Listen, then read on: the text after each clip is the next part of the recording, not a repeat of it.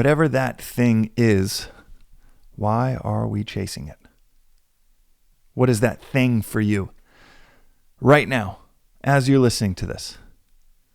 What is that thing for you that you might be chasing? That might be getting delivered to you. You're waiting 2 days for that package to come in. You're waiting until you can clock out of work. You're waiting for that partner. You're waiting for that promotion. You think that validation from your community or perhaps your parents is right around the corner when you do that thing, when you finish that thing. What is your thing right now? Maybe it's just what's for lunch. But whatever it is, the drive to lunch, the date you're going on later today, the promotion, the financial milestone, the validation we might be seeking, whatever it is, why is it so important to us? Well, it's important to us because we think we are incomplete without it. Without a partner, we're incomplete. Without a child, we're incomplete.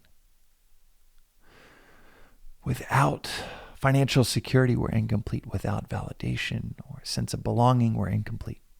We have all of these needs, but they all come down to, as the Buddhists say, the 10,000 things. The 10,000 things we're chasing. They come down to this belief that they will complete us.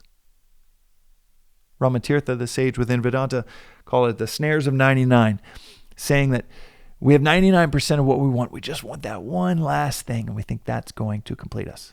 It's right around the corner. If we could just win that offer for that house, it's going to complete us. But how many times in your life have you gotten that thing? And after a few days, nothing happened. How many times have we gotten that thing, that package, that spouse, that birth of a child, that promotion, that house, and nothing happened? Of course, socially, we would never say, the birth of a child, and nothing really happened. You're going to get kicked out of the community for that. And by God, that's one of the snares of 99. That's one of the 99 things you already got. You don't want to get kicked out of the community. You fought so hard to get in it. It's needed for that next thing you want. Your coworkers would look at you cross-eyed. You would jeopardize that promotion if you ever said something like that. But ask all the parents in the world with 20-year-old, 25-year-old, 35-year-old kids. Did that complete them? Maybe it was a source of immense friction for them. Maybe it is a source of immense friction for them. How many promotions have people got throughout the last 100 years that did not complete them, even though that might have been their maniacal focus for years? Why is this? Well, it's because the mind and everything it wants is like a wildfire.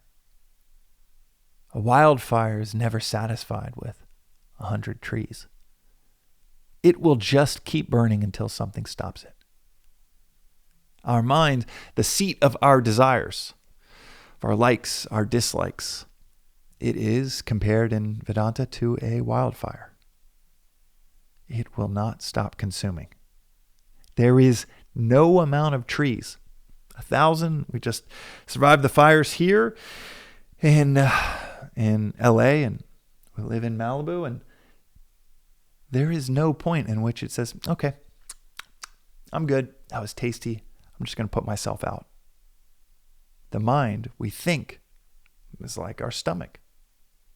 It'll get full and then it won't have any other appetites for anything more. And it is not like a stomach. But even a stomach gets hungry within a few hours. But it is not like a stomach. It is a fire. And again, a fire cannot be satisfied with more things. It can only be stopped by something outside of it. This incompleteness I mentioned in an episode recently of that line in Jerry Maguire, "You complete me." That like lit up the culture for like 2 years. It's like, that's the most romantic thing anyone's ever said in a movie. "You complete me." And Tom Cruise sang it to his co-star Renee Zellweger. It was like, wow, that's love.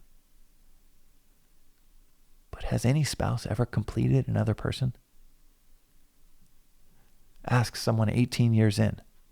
They might be attached to them. They might be addicted to them. They might have said that the day they got engaged. 50% of marriages end in divorce. So who knows how frequently that sentiment is not accurate just on the basis of, well, actually, you don't complete me. We're going to go through a legal proceeding to get a divorce.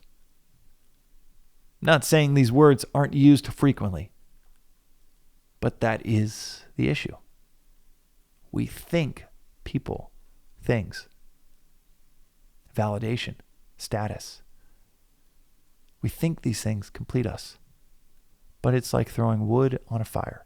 And everywhere we go, there is this present absence of completeness. The illusion is that that completeness is out there.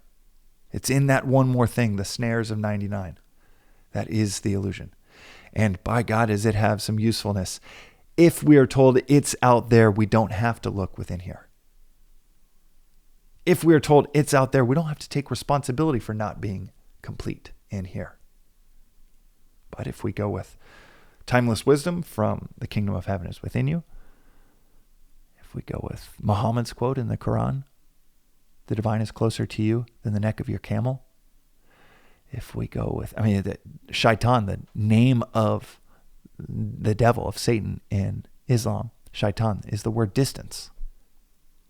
This idea that what we want is distant from us. Desire, this externalized state of when I have that thing, then I will be happy. It is looking in all of the places that our happiness cannot be. All of the places that our joy cannot be, because our joy cannot be in a package from Amazon. It cannot be in a promotion. A cigarette is detestable to one person, and it is the thing that person getting off that 4-hour flight is craving. But it's not in the thing. It's in the relationship we have to that thing.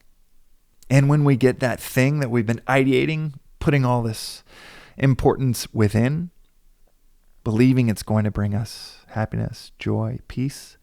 When we get that thing, there is this temporary, beautiful peace, and that is the cessation of desire. What we are chasing, that completeness, is not from the thing we desire. It is from these temporary windows in our lives where we had a cessation of desire. Our completeness is not in that thing out there, that person out there, that relationship, that status, that security out there. It's an inner state. Not just this philosophy says this, it's our own experience says this.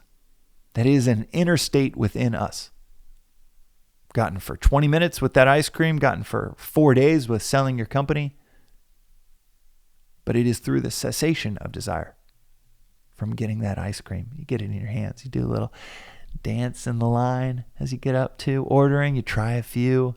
You get the cup. Cessation of 90 minutes of desire, looking forward even before the meal for dinner began to the ice cream you're going to get after. The cessation of desire. Lasts maybe 20 minutes in that example. But that's what we're craving. That's what this philosophy says is our ultimate goal, is the cessation of desire. It's not happiness. The happiness is the byproduct. The joy is the byproduct of this stillness, this peace, the cessation of desire, the absence of desire. So where does this logically take us? What is this incompleteness we bring into scenario after scenario after scenario? Well, obviously, if it's the cessation of desire that we are seeking, And by the way, just close your eyes for 20 seconds. If you're driving, maybe not. But think for 20 seconds, the happiest moment you can remember. 7 weeks ago, 17 years ago, but think about the happiest moment you remember.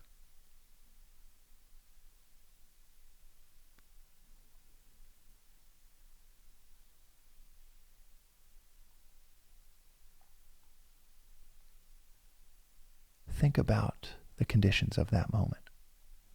Take your time. Take 20 seconds to think about that moment when you were at that peak of happiness and the conditions of that moment.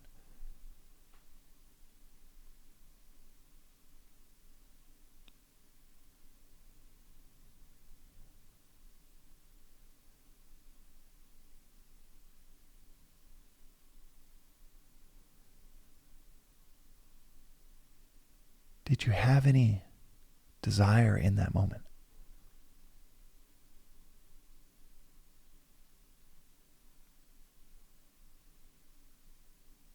Or was it a temporary window into that state of desirelessness?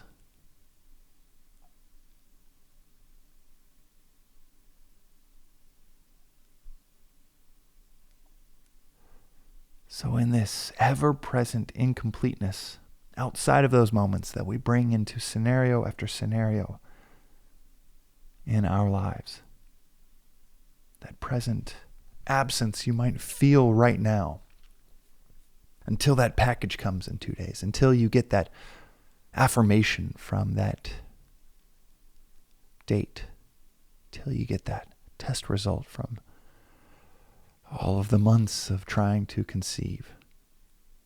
That present absence we feel. What is the antidote?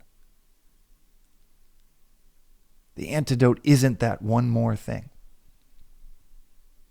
By God, does our entire culture, society tell us it is in that one more thing. The average American is subjected to over 3,000 advertisements a day.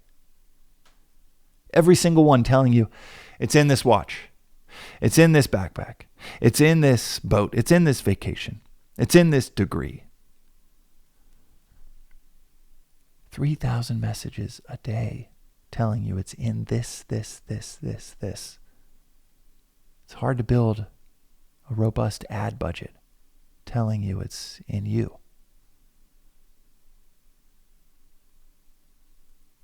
But where could that state be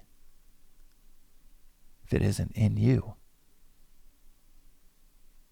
And instead of borrowing our thinking, outsourcing our thinking, following herd mentality, falling prey to the 3,000 marketers telling you that it's out there, instead of that, just think about your own experiences. Is it that thing, that person, that milestone, or is it that nectarine, beautifully sweet absence of desire? Temporary cessation, quietude, stillness, desirelessness that we're seeking. Just asking ourselves that question.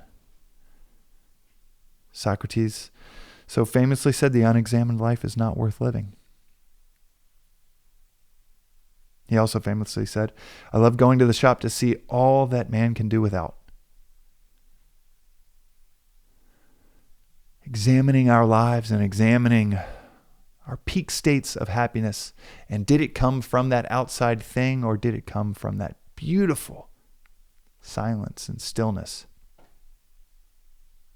of desirelessness?